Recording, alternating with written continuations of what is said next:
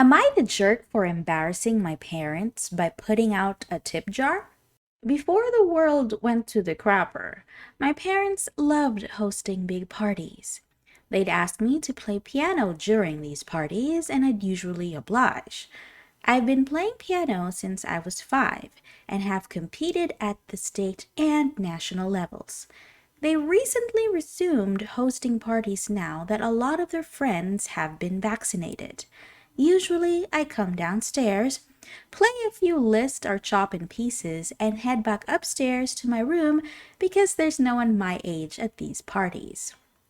Before the most recent party, I got the idea of putting out a tip jar with a sign saying My College Fund, along with my Cash App, Venmo, and PayPal. I did this because I'm going to college in the fall and I want some extra spending money. My parents are pretty well off and most of their friends are also well off, so I ended up earning almost $1,000 that night.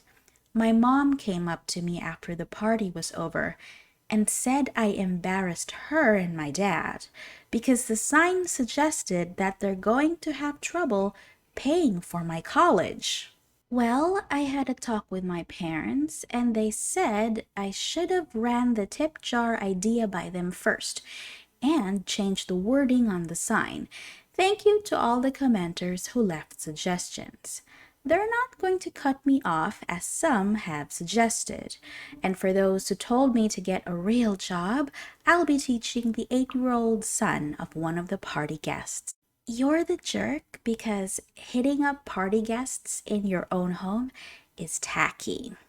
If you want to get paid to do gigs, then get yourself hired to play gigs. You're the jerk for claiming it's a college fund when you aren't paying for college as per your responses. Just call it a tip jar. You're the jerk. From what you said, your parents didn't object to the tip jar. They objected to the sign. You know, the sign that was saying you needed money to pay for college when you're not paying for college. You're the jerk for several reasons. Number 1, it's a free party at your house, so the guests shouldn't have felt pressured to pay for anything. You knew the label college fund on the tip jar would make them sympathize for you. Number 2, you have no intention of using it for college. Number 3, you commented that you got a half ride and that your parents are paying for the other half. So why embarrass them in front of their guests, painting them out to not have money to send their kid to college? This would be different if they were not rich, but it's common knowledge that rich people can be very judgmental and classist. So this made your parents look bad. But even if you weren't rich, it would look bad because it's a free party. Number 4, another commenter mentioned this. If you need money so bad and you love playing piano, then get a gig doing just that. You could have easily put up a sign or made an announcement offering piano classes to the children of guests, or offering to play for future events and what your rates would be, etc. That's a pretty good suggestion. Am I the jerk for asking my significant other to take the baby with her when she leaves the room in the middle of the night? I have to wake up at 5 to 6 a.m. every weekday for work. My significant other is a stay-at-home mom. Approximately once a night, she gets up around 2 or 3 a.m. She hasn't actually gone to sleep yet. She's just watching TV and getting ready to go to sleep, to go to the restroom or put clothes in the dryer, etc. Our 5-month-old baby immediately wakes up and starts screaming as soon as my significant other leaves the room. Most nights I spend 10 to 20 minutes woken up in the middle of the night trying to get our baby to stop crying. but she never does until my significant other comes back. I can't fall asleep easily, and I take 30 minutes to an hour to fall back asleep. I've asked her to take the baby with her and put her in her baby swing or something so that I don't wake up. My significant other says that she shouldn't have to do that and I should wake up. If the roles were reversed, I would do that for her. But she says that isn't the point and you shouldn't mind having to wake up. And she should be able to do something without having to bring the baby with her. I told her that I think it's selfish to make me wake up just because I shouldn't mind waking up. When I am not at work, I help take care of all of our children and will give her breaks from the baby. It's not that I'm lazy or I don't want to be with my baby, but having to spend every workday tired just because I have to, in my opinion, wake up for no reason just doesn't seem fair to me. Am I the jerk? You're the jerk. You have several children, so she's not catching up on her sleep in the middle of the day either. And she apparently is also so overworked, she's doing laundry in the middle of the night.